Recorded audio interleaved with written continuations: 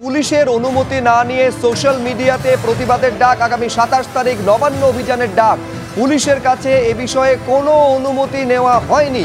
এই অবস্থায় আদালতের থেকে নির্দেশ প্রয়োজন। হাইকোর্টে দ্বারস্থ রাজ্য। মামলা দায়ের করার অনুমতি আগামীকাল এ নিয়ে শুনানি হবে। আরেকবার আপনাদের বলবো, 27 তারিখ যে কর্মসূচি রয়েছে, পুলিশের অনুমতি না নিয়েই সোশ্যাল মিডিয়াতে প্রতিবাদের ডাক দেওয়া হয়েছে 27 তারিখের জন্য, যেদিন নবান্ন অভিযানের ডাক দেওয়া হয়েছে। পুলিশের কাছে এ বিষয়ে কোনো অনুমতি নেওয়া হয়নি। এমতাবস্থায় আদালতের থেকে নির্দেশ প্রয়োজন। হাইকোর্টের কাছে এই আবেদন নিয়ে দ্বারস্থ হয়েছে রাজ্য। মামলা দায়েরের অনুমতি দেওয়া হয়েছে। আগামীকাল এ নিয়ে শুনানি।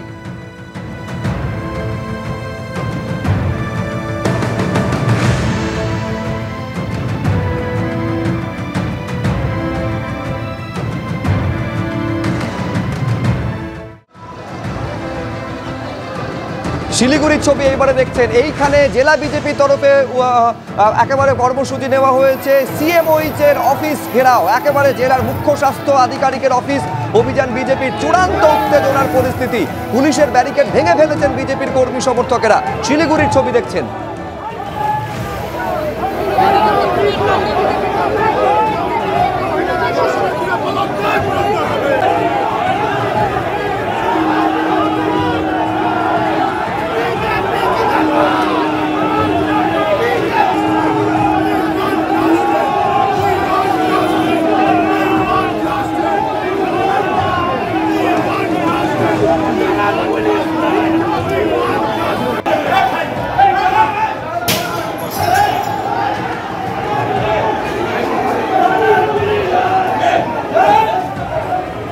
একেবারে শিলিগুড়ি ছবি দেখছেন। দরজা ভেঙে ভেতরে ঢোকার চেষ্টা করছেন বিজেপির কর্মী সমর্থকেরা। এইটা যখন জেলা বিজেপির তরফে নেওয়া কর্মসূচি, তখন রাজ্য বিজেপির তরফে এই স্বাস্থ্য ভবন ঘেরাওয়ের ডাক দেওয়া হয়েছে।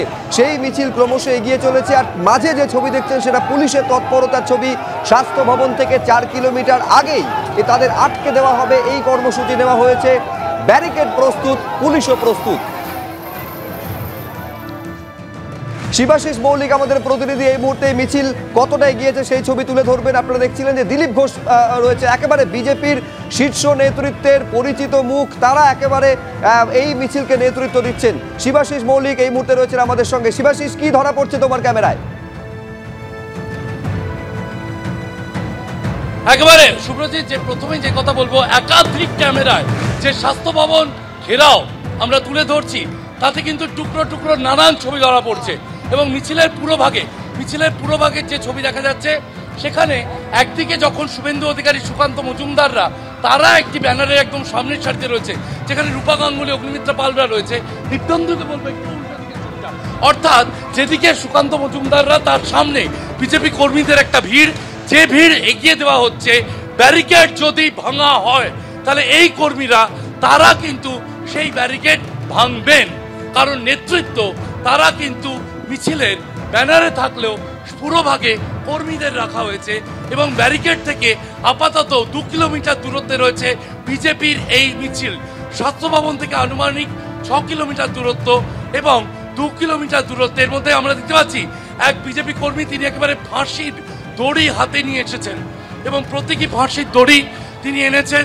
একদিকে তারা নির্যাতিতার বিচার চাইছেন, এর পাশাপাশি অন্যদিকে তারা পদত্যাগ চাইছে মুখ্যমন্ত্রী তথা স্বাস্থ্যমন্ত্রী। এই হাতেই দড়ি কেন?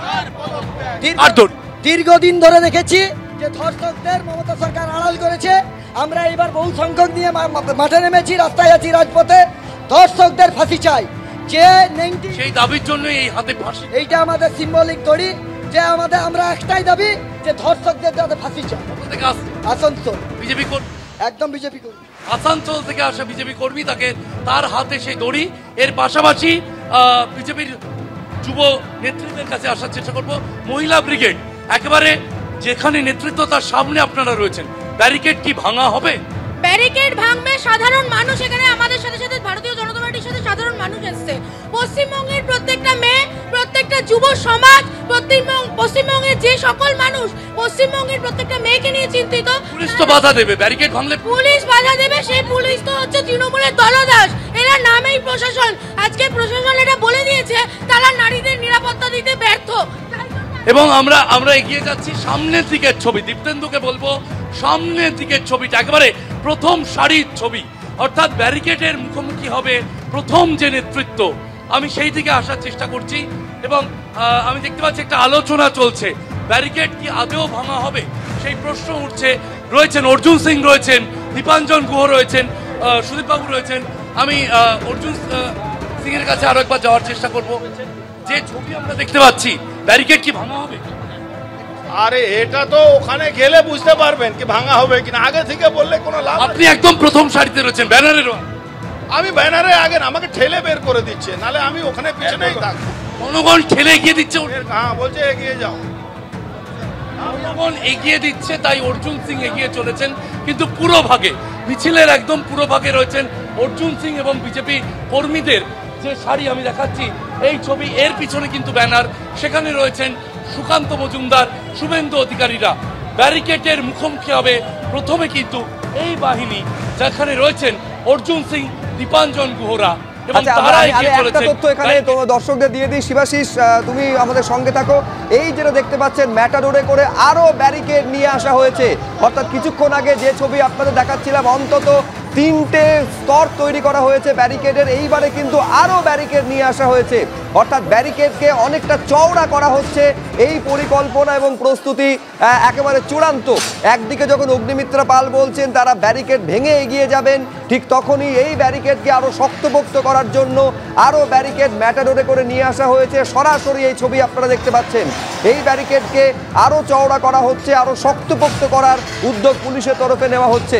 অর্থাৎ এই যে ব্যারিকেডটা দেওয়া হচ্ছে সেটা কিন্তু স্বাস্থ্য ভবন থেকে 4 কিলোমিটার আগে, অর্থাৎ 4 কিলোমিটার আগেই এই মিছিলকে আটকে দেওয়ার প্রস্তুতি চূড়ান্ত করা হয়েছে পুলিশের তরফে। অন্যদিকে মিছিল ক্রমশ এগিয়ে আসছে, সেই ছবিও আপনারা দেখতে পাচ্ছেন।